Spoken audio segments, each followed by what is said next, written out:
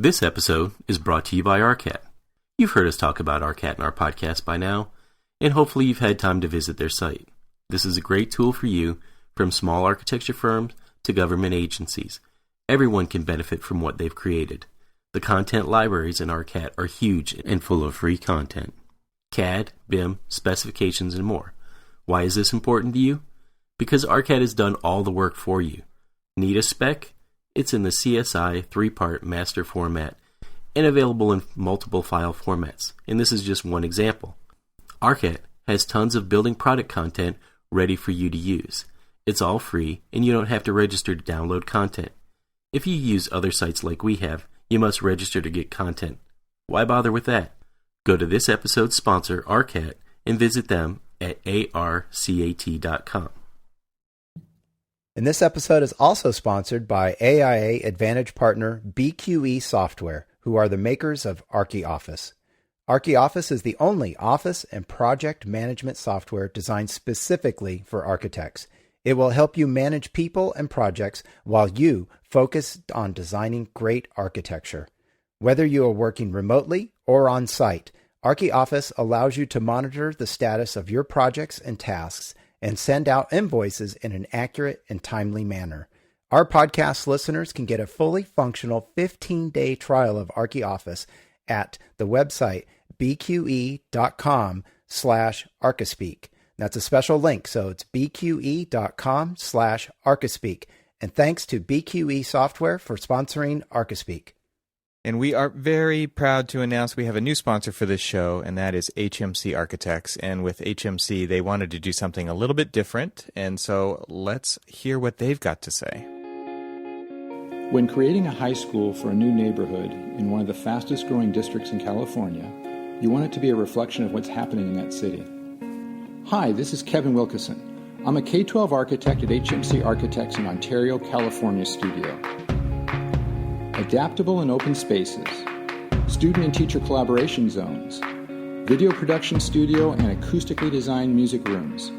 Our design for Portola High School in Irvine is modern learning for a modern city. The Student Center features movable chairs and sofas, and a library with dedicated quiet rooms, giving it the look and feel of a college campus or Silicon Valley office.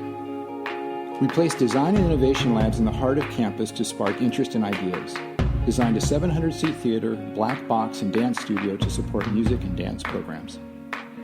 More than a school, it's a place where kids are exposed to disciplines they may have never considered. A place to collaborate, to create something amazing, and to leave their mark on the world. At HMC Architects, we believe a successful design is one that ultimately enriches the lives of students, teachers, and communities. To become a part of our story, visit hmcarchitects.com.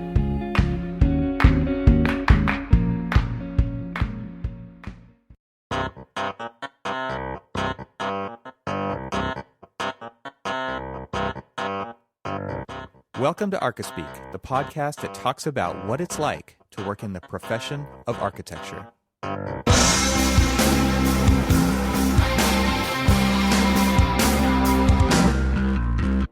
Welcome to episode 111 of the Archispeak podcast. I'm Neil Pan. I'm Evan Troxel. And I'm Cormac Phelan.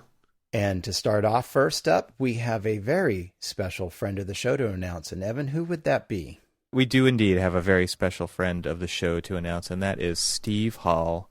You can find Steve over at stevehallarchitecture.com. And the reason that Steve is so special is because, we took down the friend of the show link on our website, and he still found it. And he donated. He's with the CIA. This is somehow he actually pays attention to the numbers in the beginning of our episode. This is episode 111. And he donated $111, and he just wrote us a really nice note, and so we wanted to thank Steve. He said that he thinks that this is the best podcast in the land as far as he's concerned, and in the land.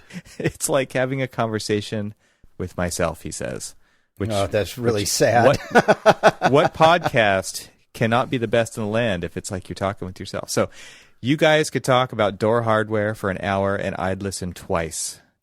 So, Steve, you have very low expectations of a podcast. We really appreciate it, and so we we love the note. We're super excited that we get to be the people in your headphones while you're exercising. And so your contribution definitely helps keep us going. So thank you so much. We really appreciate it. And Steve, we're really looking forward to that episode 1000 donation. Yeah, we'll get there. And so we're going to get right into the show, and we're going to start talking about log hardware. That's right. This episode brought to you by Steve Stanley. Hall.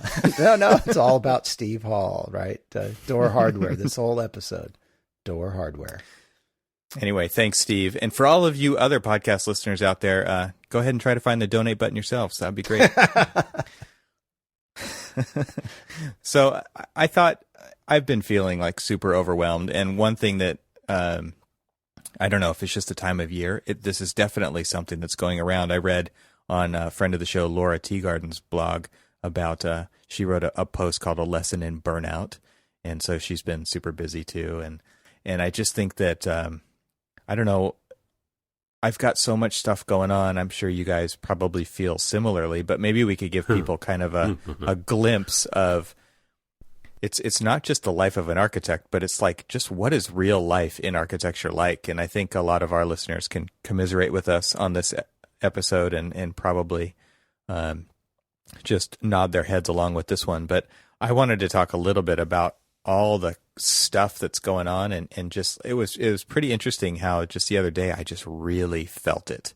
And I don't always feel it, but it was just one of those things. And I think it's just because the culmination of a couple of big projects, and not even architectural projects, but teaching my class that I've been teaching and doing all the grading. I had 90 students and I had to grade all these written finals because I did not figure out how to use the Scantron machine in time, which is stupid. You paid for it, didn't you? Maybe next time.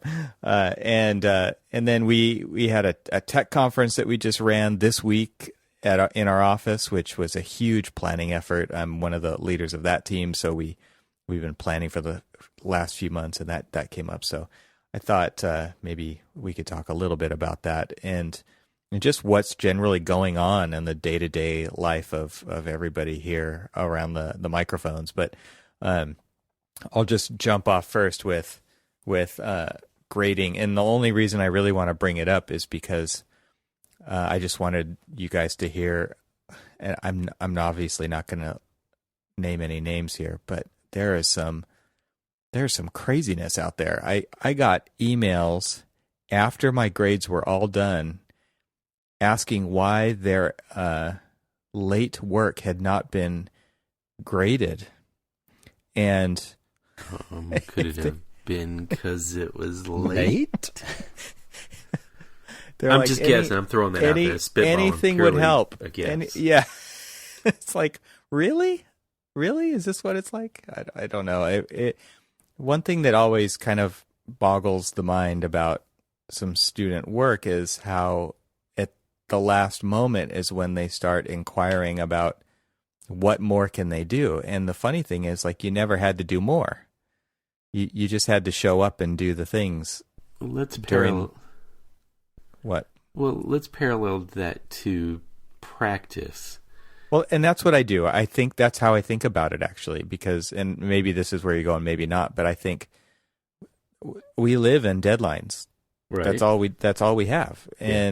And so if you're late in the profession, like there's nothing that can be done. I mean, you can beg and plead and maybe turn in something late, and maybe the world isn't going to end, but at the same time, like, that's the main thing that you have to learn to deal with. I could have gone that direction in what I was thinking, but I was also thinking, as you were talking about it, that you always know when you're getting closer to a deadline, because that's usually when your consultants are calling up or emailing you questions about, are you sure that, can we put a chase here, or can we do that there, or, I need the roof to be thicker. I need the soffits to be thicker. I need the ceiling to be lower. And all the while, you're trying to get your stuff done. Yeah. Right. Yeah. It's like, you do know that it's 2 weeks from our 100% CD. Yeah. Yeah, totally. Yeah, so I you're basically asking SD questions.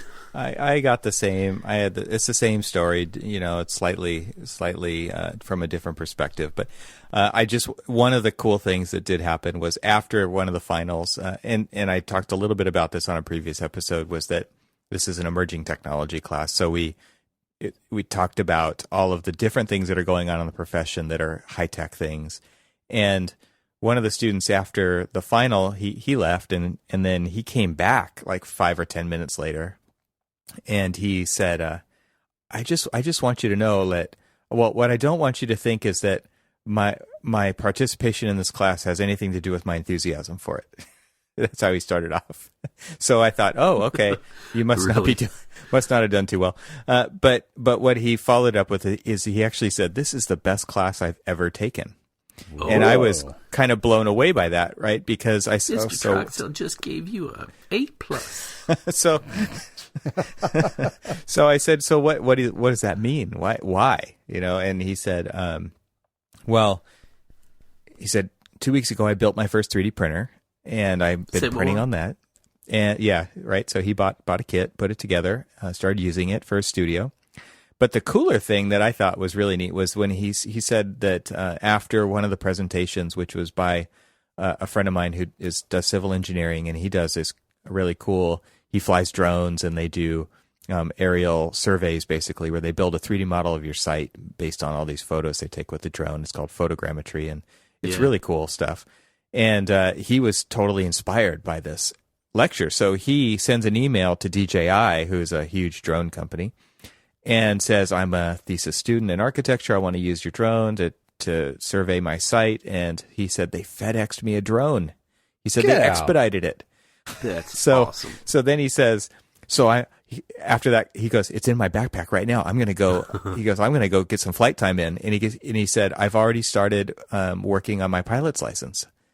So I just thought that was really, really cool to hear. And a few other emails and comments from students with similar feelings and thoughts. And so I just thought that was really rewarding. And it was also something that it made me kind of think about why, I guess, or how I designed the course. And it was just based on what would I want to hear. The students' point of view as far as digital tools and stuff is fairly limited. They use what their professors ask them to use, or maybe they have a little bit of time to get on YouTube and try to learn a different tool, but they don't get a broad exposure to what's going on. And I've been fortunate enough to attend some really interesting tech conferences and then run my own tech conferences within our company and get all of the fantastic people within our company who have all these different niche passions in tech come together and share that stuff.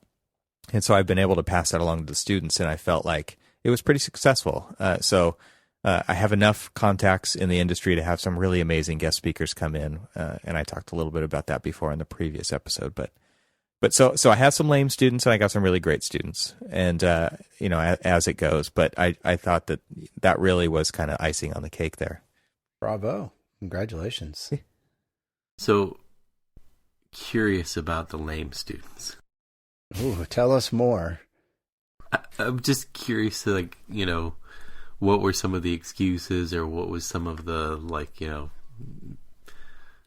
Oh, I bet we know. Well, I bet we know some of those excuses, Cormac, because we've used them ourselves. We recognize them. But before you go into that, can I? So I started daydreaming while you started talking about the drone and all that other stuff. Daydreaming or sleeping, nodding off. No. I mean, sure, it's late, but no, daydreaming. Okay. And I was thinking, I started just kind of remembering back to the last time I was face to face with a drone. I shot it down. Oh yes, good times, good memories. Yeah. That's hilarious. It was on different kind of drone. Hope you don't have any it was on the flashbacks. It was on the receiving end, flying around. It was on the receiving end of a Stinger missile. Oh, God. I could have you come teach a class, lecture about advanced technologies. It would be hilarious. Jet propulsion. If you're sitting there and you're just like, and so we're going to fly this drone around, and then seconds later it gets shot down. It's just like, but what we're really going to teach is... How to shoot And down then a I drone. come out of the trees with, Camo on your face. War paint. it's happened. Yeah. There were no trees, There Cormac. was no There's like trees where you were totally- at, though. No, there were no trees. Just sand. And lots of Sand it. and heat. So yeah, the excuses were, not so much excuses beyond, I get it, this is totally my fault, but it was I collected everything digitally, and part of the course was creating posts and then commenting on other people's posts, creating a discourse, right? And that's an integral piece of this course. And people who did not do the commenting on their peers' work came back after I had done my grading and started adding comments in because they realized that they did not do that. And at which point, right, it completely defeats the purpose of having the discourse, because no one who did the work is going to go back and read the comments of the people who did not do the work. So that was probably the majority of the issues, was just people just didn't have time or didn't take the time to do it. Did you explain as part of emerging technologies that there's software out there for time management and reminders? Yeah, we did. We actually had a whole lecture on information management. So, Because yes. you could set reminders, make comment on other students' work. Yeah. Mr. Troxel, serious. It is part of our grade. Yeah. So there you go. So one of the other cool things that I did at the end of the quarter was I sat in on a jury of 2, which was me and the other professor, who taught a film and urbanism class, which was pretty cool because as an architecture class, I mean, it's pretty different. It's a eye-opening for the students to work within the bounds of a different industry, right? So they've got motion graphics and filming and sound recording and storyboarding and editing and all this stuff that they had to put together for these basically, 90-ish second films.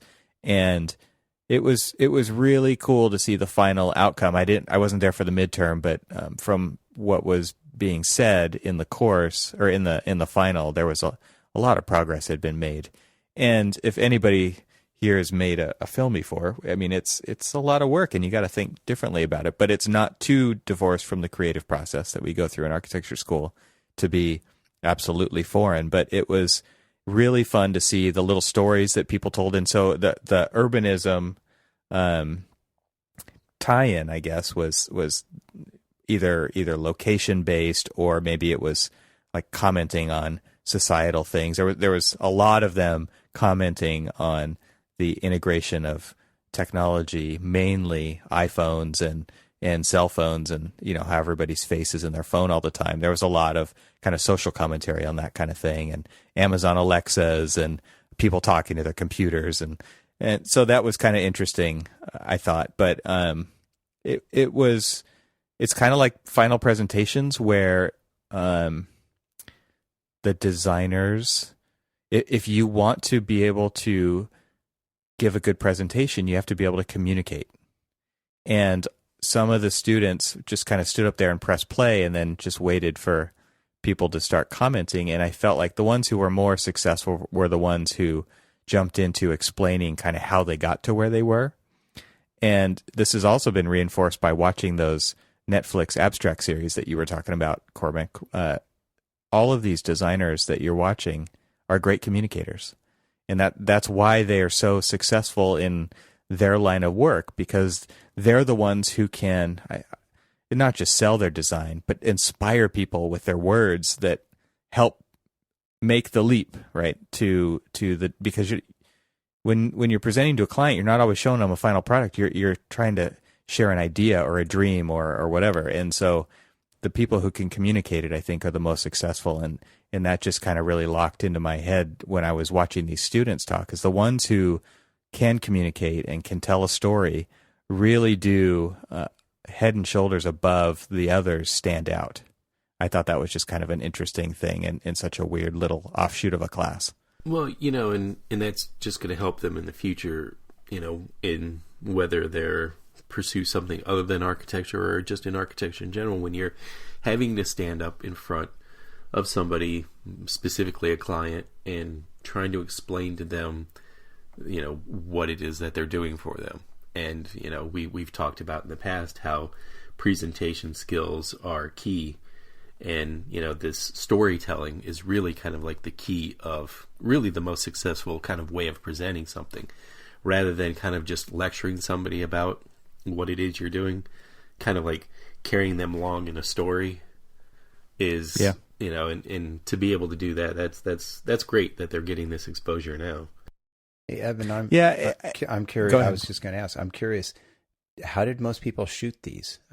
Were they using video cameras? How do you think? I'm going to guess they all used iPhones, but yeah, pretty much. Is that right? Wow, that's amazing. Yeah, I mean, the amazing thing. I went to lunch with the professor afterward, and we talked a little bit about that, and I was just pointing out, and he obviously already knew this, but it's pretty interesting to watch how far everything's come in the last 20 years, where you can do the entire project on your phone. You don't just have to shoot it there. Wow. Funny you said it. So my son had to do basically a PSA for one of his classes. Sure enough, he had to do it, and it was more or less due like around the Thanksgiving holiday, and we were already in Michigan visiting family and things like that, and he had to do everything basically from scratch because he hadn't done it, or it was done on the computer at home, didn't have access to it, and so we basically did everything on my phone. His buddy had texted me some audio and all that other stuff that we needed to use, a couple of just still images, and I had him basically map out the story. We mapped out the story, and we did the whole thing on my iPhone 7. It's amazing. It was great too. I mean, and what you're collaborating with somebody else who's sending you images via SMS or whatever, iMessages or whatever, and you can publish it or deliver that file with the same device after you're done with it. And so we posted it because it had to be posted on a Google Classroom, and so we just posted it through that. I did all the editing. We compressed it down so that it was easily transmittable and everything else, and and then even sent the final cut of it back to his buddy who was back in Maryland, who wanted to see what the final product was. And it was just great to kind of be able to do that. Have him. He took my phone, used the audio. He just kind of did kind of a voiceover. And we laced it in with some images and things like that. It was just, it was fun. But yeah, it's actually pretty amazing. I haven't used my phone to the full extent, trying some of the 4K video, but I know somebody else has. Yeah, well, it is amazing, and I think that you don't get all the bells and whistles, and I think some of the storytelling techniques that the students were using were pretty cool. I mean, they had to think like they were in the film class, so they would do part of the film in black and white and have it transition to color to kind of give a subtle hint that something was changing environmentally. They also had to struggle with, how do you record audio well? I mean, they don't have sophisticated technology to capture good audio, so a lot of them just ditched audio altogether. And some of them did subtitling. Some of them just used the mood of the music to kind of indicate a change in the scene. So there was a lot of interesting ways that the students approached storytelling, which I think we could all learn from watching. Is just, there's a lot of ways to communicate. There's so many ways that we can tell stories, and there's so many ways that we can do it with a thing in our pocket. It's pretty crazy, whether it's social media or whether it's through creating video or creating some kind of a storyboard or a comic or whatever. There's so many different ways we could do it. It was pretty fun. What a great class and this was in the architecture program, right? Yes. Yeah. What a great class to be able to teach people how to think about storytelling. And it was all group projects, so everybody kind of had to take on a different task, which maybe this totally applies to architecture too. Not everybody gets to be a designer, right? Somebody's got to, when you're going to design school, everybody's a designer. But when you're working on a group project, especially in film school, you on a project, you might just do sound. And on the next project, you might just do cinematography. And on the next project, you might be the director. And on the next one, you might be an actor. I mean, there's specified roles, and everybody kind of rotates through those. And it would be cool, I think, if we did that a little bit more in architectural education, so that people get an understanding and maybe an appreciation for the different roles, find out what they like, find out what they hate, but understand that all the parts make a whole. I think that is all really good stuff that is modeled well in this completely different format, which is film. So anyway, it was really interesting. It's very cool. And again, like I said, I'm kind of glad that things like that exist, because all it's going to do is help them in the future for the profession. Yeah. So what's going on with you guys? I mean, that's my world. I'm glad it's over. Well, yesterday I did our ACE mentoring program again yesterday, which is kind of funny, is that I was explaining to them, so today was one of those weird days where I'm having to write a additional services proposal for a project that is shifting gears, and only a portion of it's being built now. That's a nice way to say it. Yeah. Shifting gears. Yeah, exactly. And only a portion of it's being built now, and just because we're getting a lot of community pushback and things like that, and even though it really is one of those projects that's the betterment for the entire community, including the client, it just a lot of pushback. And so I was typing that, and I was kind of just staring into the screen in another email, and I was kind of telling you guys this earlier, but I mean, another email kind of pops up, and it's from another project, and they want to go a specific direction, and just kind of like took this deep breath, and I'm like, why is it that our main role sometimes is to save our clients from themselves. And the guy that was sitting next to me, he just kind of like perked up. He's like, yeah, he's just like, I guess that's really our main role, I was like, sometimes, yeah. Not always, but yeah. Not always. But, it was interesting because, I kind of was explaining to him why, I made the comment. And, it was talking about I brought up the word forethought. And I was like, it's because that's what we bring to the projects, is this forethought of thinking about everything that we do on the project. Our planning process isn't just, that's, one idea, that's it, we're good, done, move on. It's, we vet it, we roll through it, we talk about it, we say what's good about it, what's bad about it. We try to change perspectives and see it from a different view or a different, attitude. And make sure it's the right thing to do. And so yesterday at our ACE mentoring, I was kind of sitting down, and we're getting to the point where all of the students need to start developing either the exterior skid or the interior planning, or some kids were working on the site planning. So I was working with the kids who are working on the interior planning and space layout and all that other stuff.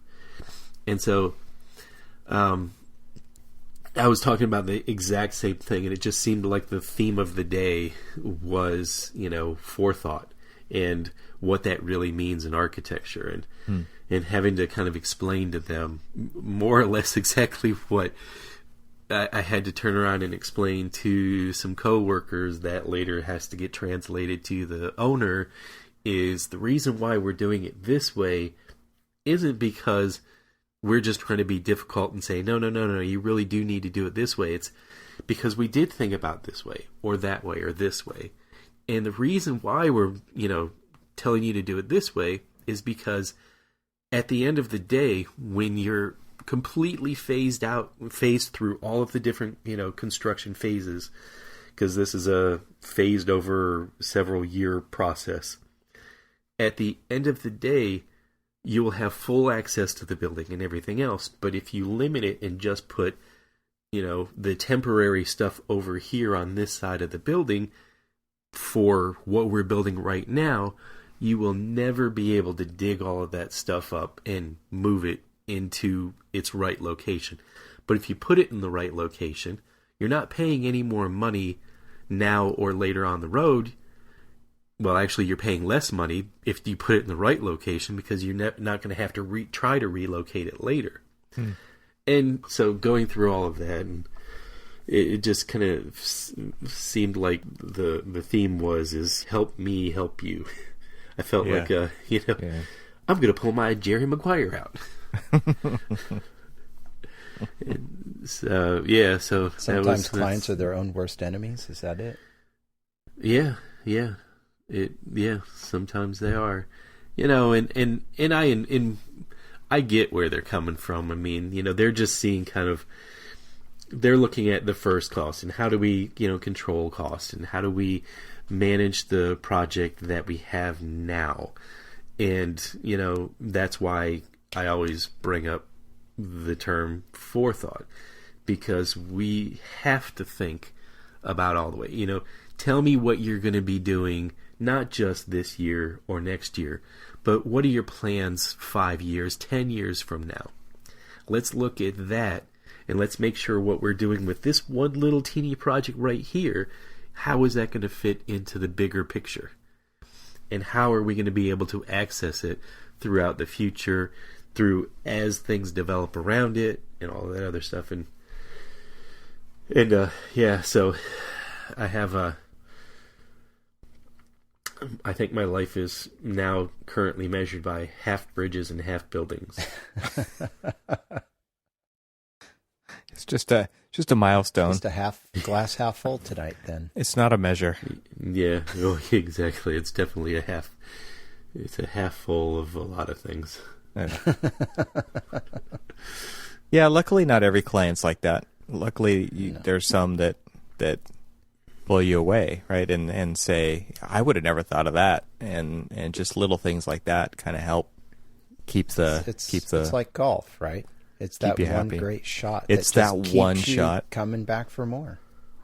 See, for me with golf, it was that one shot that it was all the other ones that just made it where it wasn't worth it. Now, when we're talking golf, we're talking about putt-putt golf, right? Into the clown's mouth, through the fair. No, that one's way more fun. Or more frustrating. The other one I don't get. Oh, the other one is really frustrating. Like, wait, so I've got to hit a ball 300 yards down range and then walk past it? So I have a story about golf, because I grew up I felt like I had to be good at golf. Why? Because my grandfather was amazing at golf. Oh. And so he passed away a few years ago in his mid-90s. He was playing golf into his early 90s, like 3 times a week. He was made to golf, right? And he had 65 holes in one. Oh my God. Over his lifetime. Really? Yeah. What? I am totally serious. He was in the local paper almost every time. Like, there is a record of this. And so I always felt like I had to be good at golf because he was so good at it. And he tried to teach me and my brother how to play golf, and he taught my mom and her brother how to play golf too when they were young. So I always felt like, man, my grandpa's so good at this. I just have to be. Like, why wouldn't I be good at this? And it was so frustrating to me. There was one day when I just finally decided that it just was not worth it for me. And have been so happy about that decision ever since. But there's people who love to play golf, and there are people who are good at golf, and then there are other people like me who just struggled with it. And my perfectionist attitude is really what got in the way, right? If I couldn't hit it perfectly every time, it was incredibly frustrating. It was much more negative than positive. So, haven't you ever watched The Professionals? These guys do it all day, every day, and they still don't get it right all the time. Yeah, but it's just like any athlete. They do make it look pretty easy. They do. And so I think that was also just part of the downfall, was watching all these other people make it look so easy. Wait a minute. I think this is, Cormac, is this not like, I mean, we should mark this day as a milestone. We've got Evan talking about sports. Oh my God. I don't know if Cormac's considering it a sport. Sports? Yeah, I was going to say, I'm not sure I consider it a sport. Okay. Well, but it's about as close as we've ever gotten Evan to talk about I'm sports. sure I'm probably going to catch some shit from people who are like, golf is a sport? Of course. Oh, crap. Now we're really opening ourselves up here. You guys remember that one? There was a commercial, and it was like full contact golf. The guy was like sitting there getting ready to make a putt, and he was about to get tackled. That would be awesome. That would you could watch that, right? Golf would be a sport then. Oh man, that's hilarious. Or you've got like a goalie sitting in front of the hole, Oh, God. I found the link. There will be a link in the show notes to that, by the way. That's awesome. Awesome. Thanks. No, I'm much happier rock climbing. It's so much better. So much better. I'd rather put my life on the line than play golf. So, just real quick, I've kind of noticed that you've been a little frustrated with the way that you've been posting to Instagram with the swipe left to kind of see your panorama, and then when it gets posted to Facebook, and it says swipe left, and you see the comments like, "What do you mean swipe left? Yeah, you can't. I know, it's just right? You scroll up and down, and it's just stacked." And you're just like, "Dude, seriously, just go." And then I think you posted like, "Go to my Instagram." I'm going to stop posting those, cross-posting those to Facebook. It just doesn't work. You would think that since they're owned by the same company, they would actually have this figured out. Think. Although, is that, okay, wait a minute. Is that what happened? Because I saw that on Facebook, and I'm like, what do you mean swipe left? Nothing's happening. This is all jacked up. I gave up. Yeah, it's because it was from his Instagram post. Okay. And so what Cormac is talking about is I've posted a few panoramas that are split into thirds, and when you swipe through them, it looks like one nice, beautiful, big panorama on Instagram. But when it gets translated to Facebook, it's all wait a minute. Are you using a special app for that? Yeah. What's it called? It's called Polar. Panels. Panols. I just did that the other day, actually, and I thought it was really it's a great cool. app. It is. It's neat because it'll take any panorama you've shot on your phone, and it will automatically crop it down into 3 squares that abut each other exactly. So when you when you swipe through them on Instagram, it automatically lines them up, and it's a nice way to present panoramas because otherwise you just get this little sliver of an image in Instagram. So right. Everybody should check that. If you have the Apple Store app on your phone, it's a free giveaway right now. That's how I discovered it, and I just posted something the same thing. I did not check my Facebook feed though to see what happened to it. Yeah, right. Don't. Neil, I did. Advice well taken. Yeah, I did want to ask something that you posted in on Apple for Architects. Mm-hmm. Some shameless plug for your other my other site, or other group. So the everything that Apple announced in 3-minute video. Oh, I think it was like 30 seconds, really, but 30 seconds, or maybe it was 3 minutes. Yeah. What's new? Because it didn't really seem like there was much of anything. I didn't even know there was an announcement happening, so that just shows you right Although there. It was just a press release.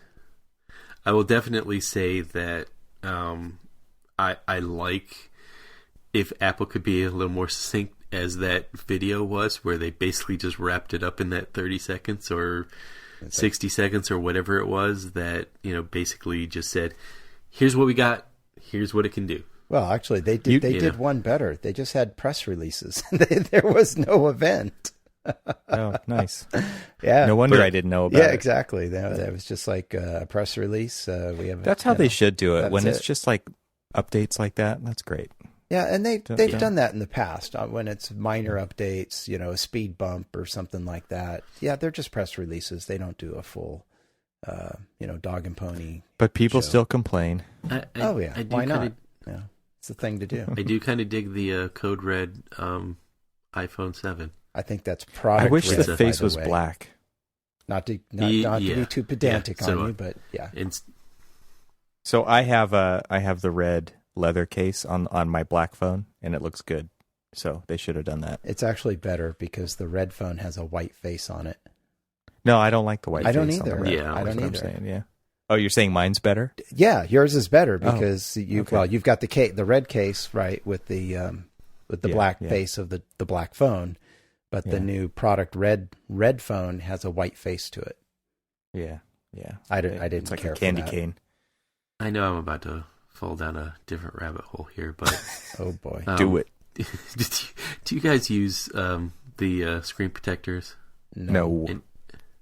Never. That was easy. No, because I've got 3 reasonably deep scratches. Ooh. Oh yeah. On my from what? I don't know. What you been doing? Well, you're rough on Putting your keys in your pocket? on your stuff, though, Cormac. You probably should.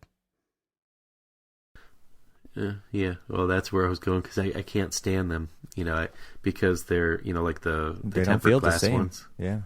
Yeah, the tempered glass ones they're so much thicker that I just don't like the feel of them. Just asking. There you go. Asking for a there friend. You go, everybody. Do a poll. Yeah. Oh, we tweet us. We could do a Twitter tweet us poll if you for use that. a screen protector. Who uses a screen protector and who doesn't? Actually, somebody was like, "You should get the waterproof case and stuff." I'm like, waterproof? My phone's waterproof. That's true. It is. Actually, I'm going to find the video where they did the side-by-side comparison of the iPhone 7 and the Samsung, the one that they actually say is waterproof. Where they say they're both waterproof? Yeah. Well, Apple really does a good job of not saying it's waterproof. They just show a little video with a splash of water on it, from some little old dude that's, they underpromise, going right? for a swim. Yeah, they underpromise. But then this one guy did a side-by-side comparison and tested it down to 35 feet for 20 minutes and, stuff like that.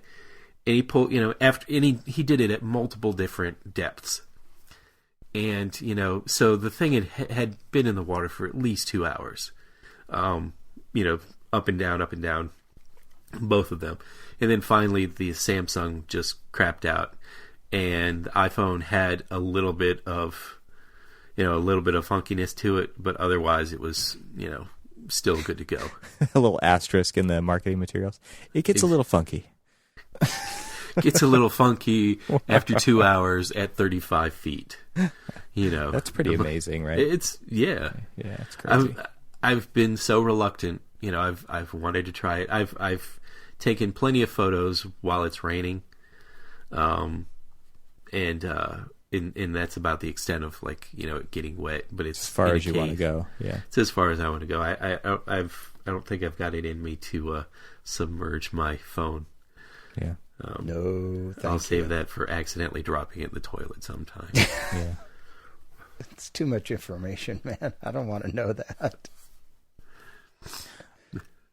My wife did once. She shouldn't listen to this, right? No, you just outed her. Exactly. Somebody's going to text her. And Words getting back. No comment. Yeah. No comment. But Evan, so, you started us off tonight by talking, or in this episode, talking about, being really busy and lots of things going on. And I feel very much the same. This week's been really impactful for me because a number of different projects are going on in different phases. And we can talk about a little bit about that if you want. But I've also had a planning commission meeting that went for about 3 hours. And also we had the next night after that was a 4-hour joint planning commission and city council meeting. So two nights back to back, plus work, plus, a number of other things trying to go on. And then just on the fun side is, trying to plan out summer vacations and activities for the that kids. wasn't the fun side? Well, that's the fun stuff, right? I mean, you're trying to. But you were No, doing the that point- while no, you were the- at the city council meeting, weren't you? No, actually, no.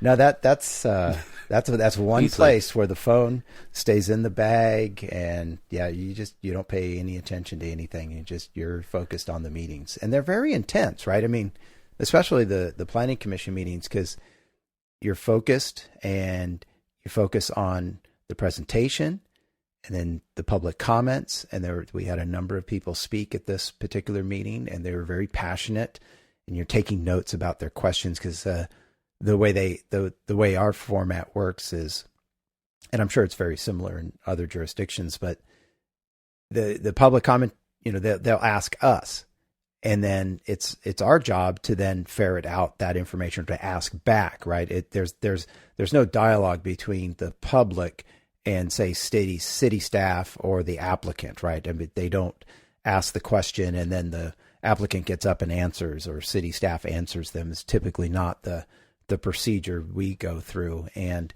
so you're taking notes about, their questions, and you're thinking about how does that affect the project. And then you get into asking questions, and then other, commissioners are asking questions, and you're thinking, oh, what does that trigger for me?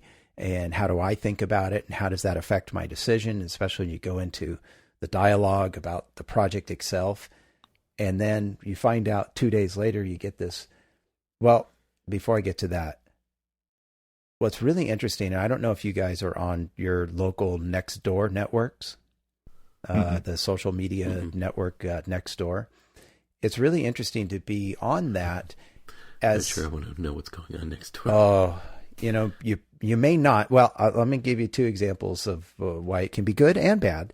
But the interesting part is that I'm on that, and I get to see the information that flows around my local neighborhoods.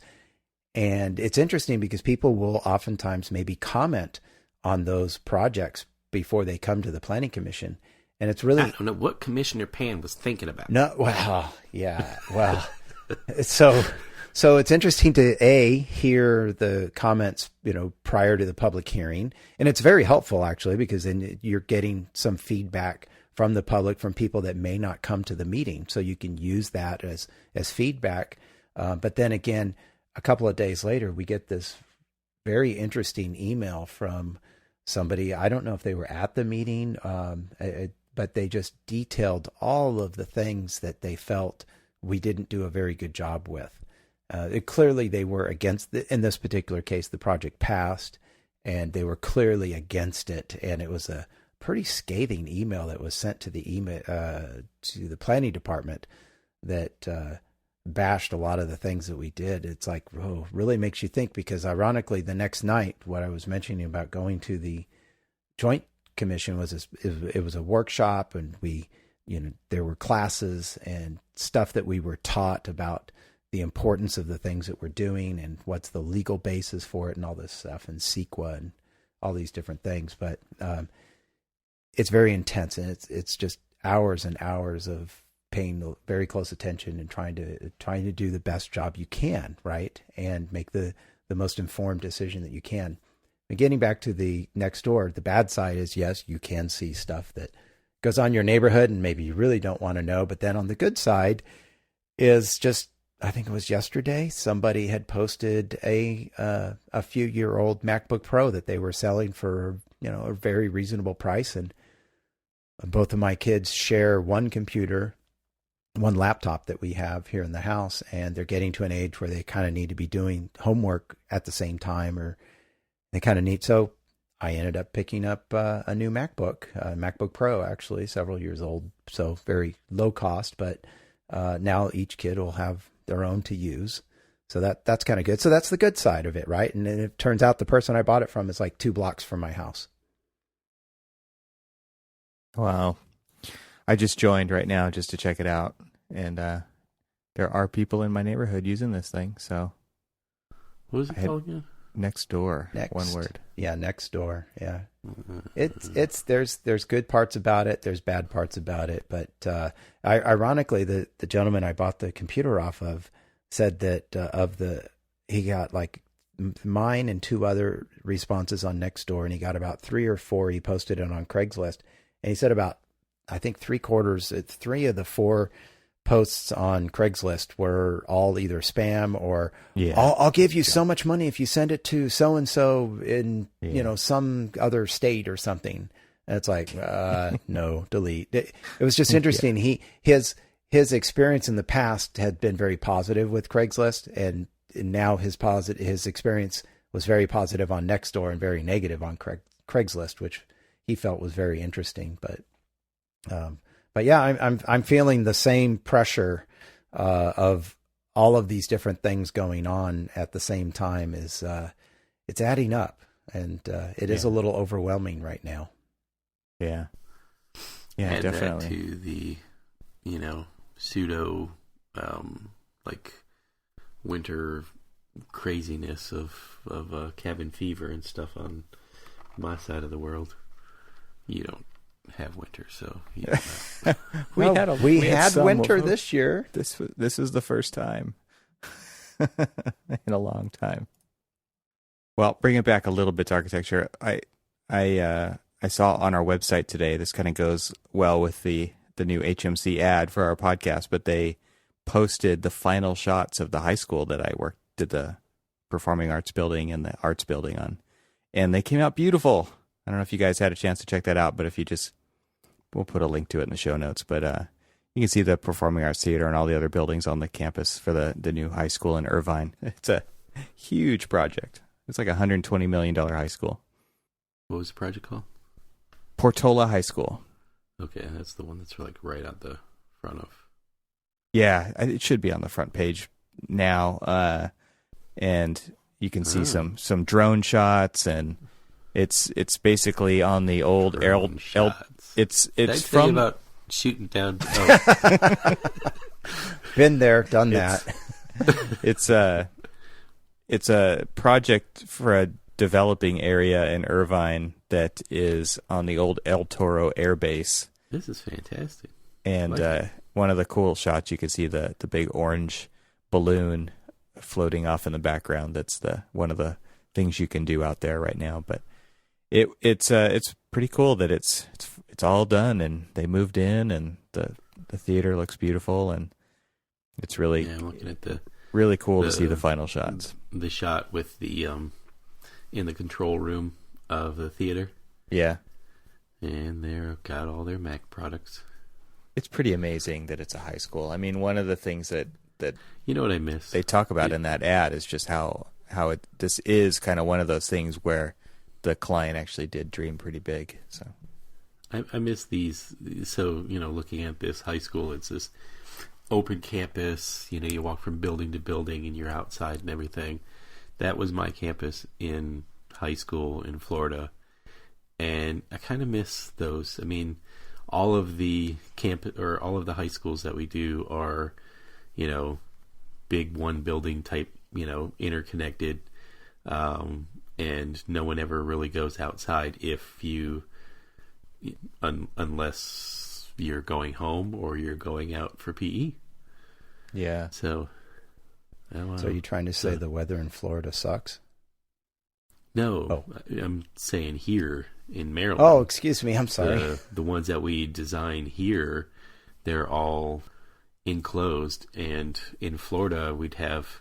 The only difference that I see here is... I guess you do. I'm looking at the drone shot here. And we would have covered walkways for the rain. But other than that...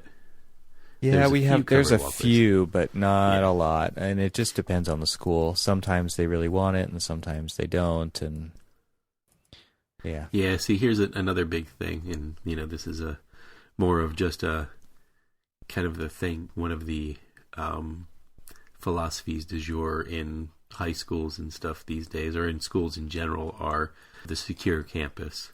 Yeah. And, the kind of like one entry point in, one entry point out type of thing. And I can see how this is a little bit of a security nightmare. Well, it just depends on the philosophy of the school, right?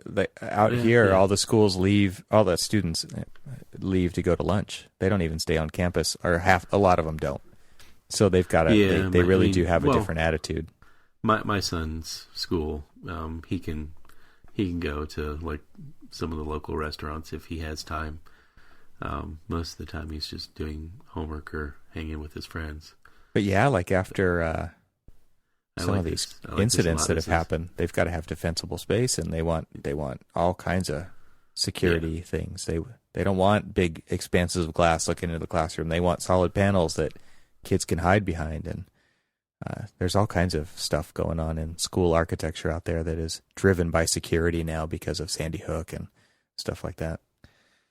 Hey, guys. Yeah. So, yeah, this is all a bunch of different buildings. I mean, you guys have a lot of single building campuses, I would assume, because of the weather. Right? Yeah. Still, I mean, they're amazingly large, though. To be able to jam in, like, it's like a mall. 2,500 to 3,000 students per high school. Yeah, and right now this high school is only freshmen. Oh, really? They opened up with only freshmen, so they'll be there the entire 4 years, but each year they're going to add another class. Oh, gotcha. That's interesting. So they're not moving any students from existing high school campuses onto this campus. Are they the Bulldogs? How could you tell?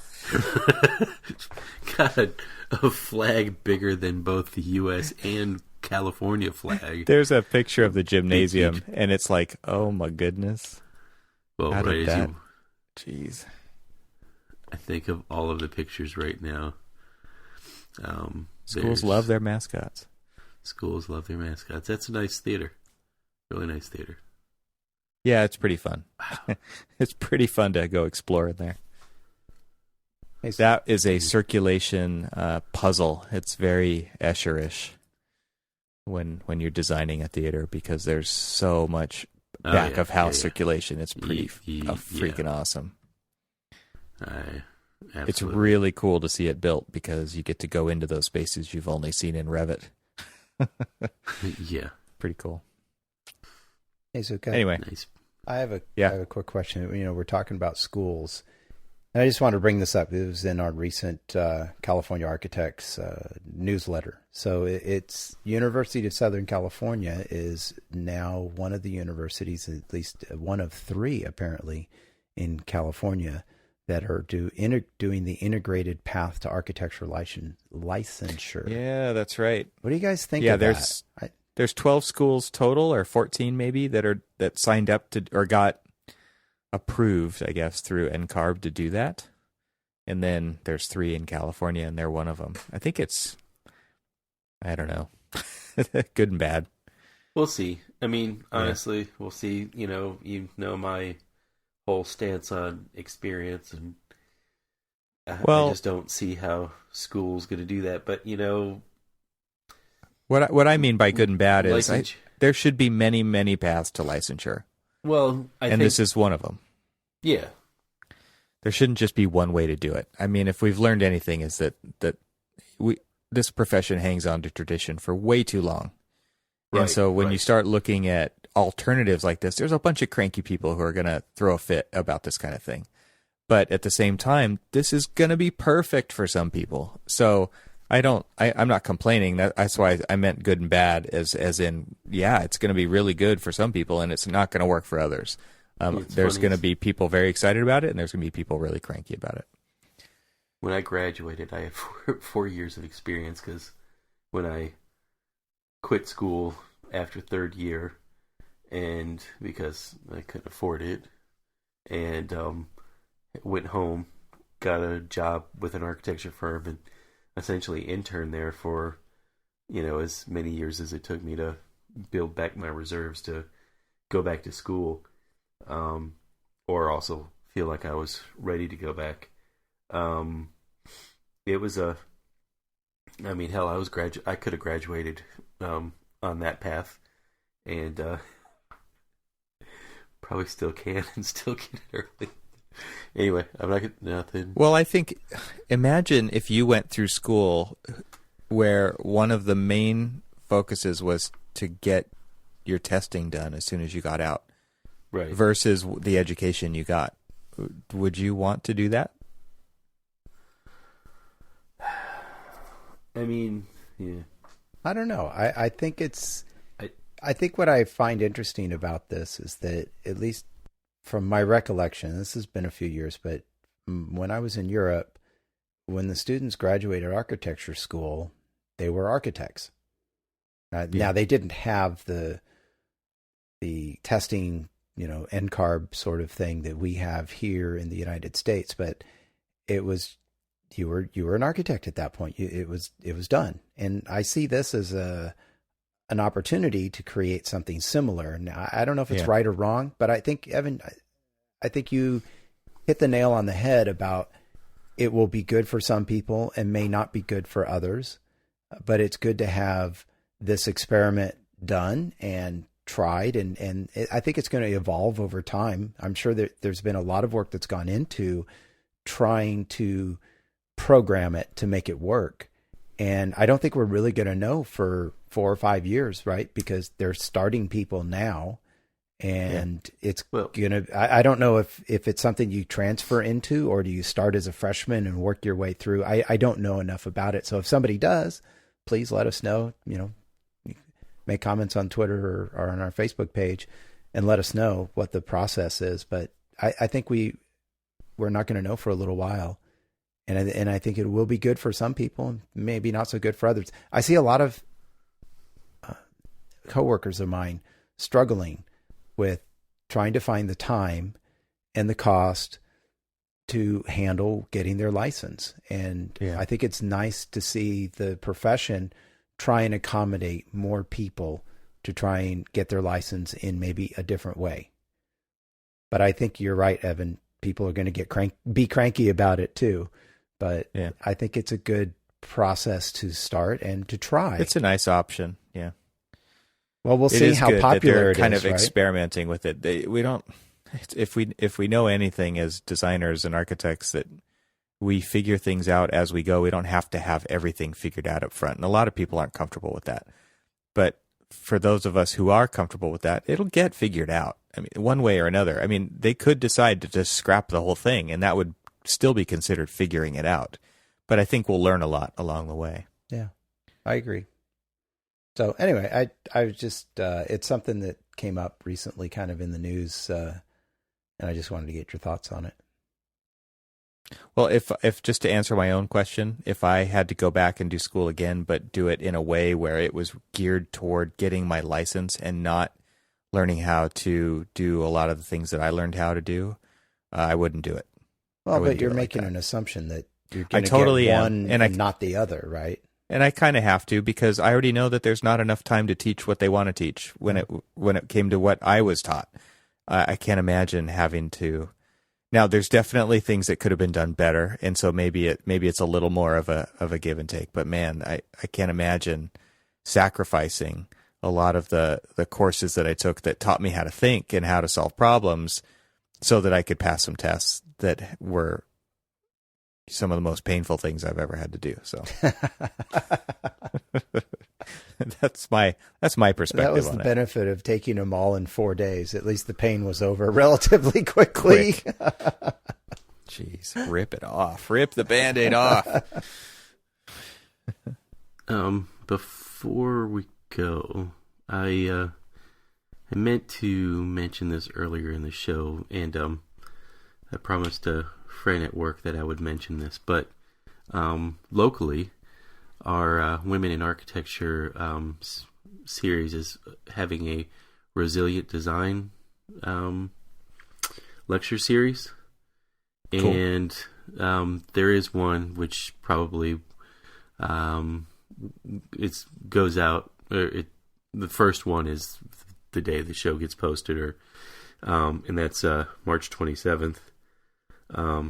Which is awesome. It's at the National Building Museum. But then they have another one called Civic Culture at the Urban Land Institute on April 12th. And then, I want to go to these. I want to go to all of them. And then, well, you better put a link in the show notes. And then Perkins Eastman. Nice. So they've got some pretty cool ones.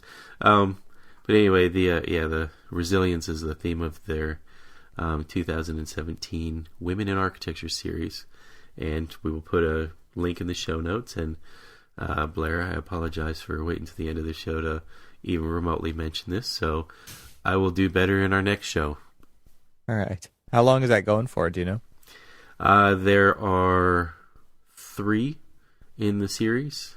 The first one, like I said, is on the 27th, and then the other 2 are in April on the 12th and the 19th.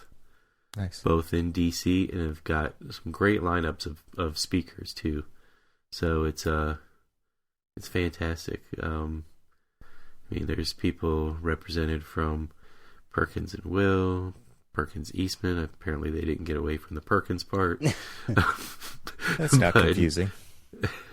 No, you know what? I used to not to get too off on the subject, but I mean, for one, I used to think that Perkins and Will and Perkins Eastman were the same company, just like had bought somebody out, and so they like had to use their name or something like that. And then I realized when I actually looked into it that they're just 2 different companies. And that's one to grow on. Do, do, do, do. Insert sound effect. Yeah. Well, that's awesome. So if you're in the DC area, right? That's if you are in the DC area. All right. This is and then we can also tease that we are going to have a special guest to talk about some of these types of things coming up in our next episode, right? Yeah. So that's a little tease. We don't normally do those, but we kind of know ahead of time this time of where we're going. So with that, before we go, we'd like to thank our episode sponsors. First, we have Arcat. Check out all the features they offer at arcat.com. We're also sponsored by BQE Software, the makers of Archioffice. Archioffice is the only office and project management software designed specifically for architects. Get a fully functional 15-day trial of Archioffice at bqe.com/Archispeak. Make sure you use that special link. And thanks to HMC Architects for their support. To learn more or become part of their story, visit hmcarchitects.com. And make sure to visit our website at archispeakpodcast.com for links to our catalog of episodes and sign up for our newsletter, which includes links to everything we mentioned in the episode. Between episodes, join the conversation on the Facebook page for Archispeak or on Twitter. Links to everything can be found at the main site, archispeakpodcast.com. And stay subscribed for everyone, and thanks for listening. Good night. See ya. Wiedersehen.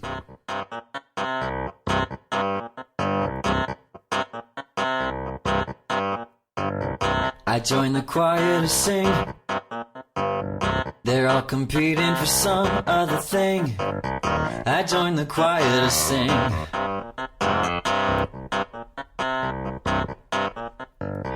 I joined the choir to sing. They're all competing for some other thing. I joined the choir to sing.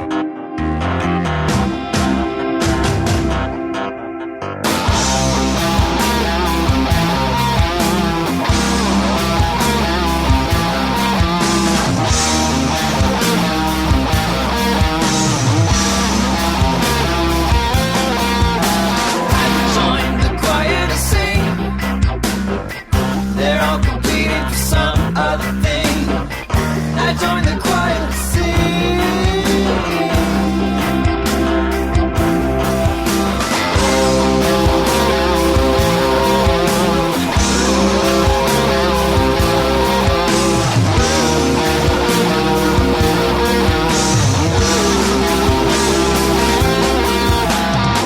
I get good love at the bank. Love had to fill up my gas tank. I give good love at the bank. Love had to fill up my gasoline tank. I serve my nation under God. Service my city with all that I've got. But when I'm running, pleasure is here. So I run, I'm meant to run, this is there.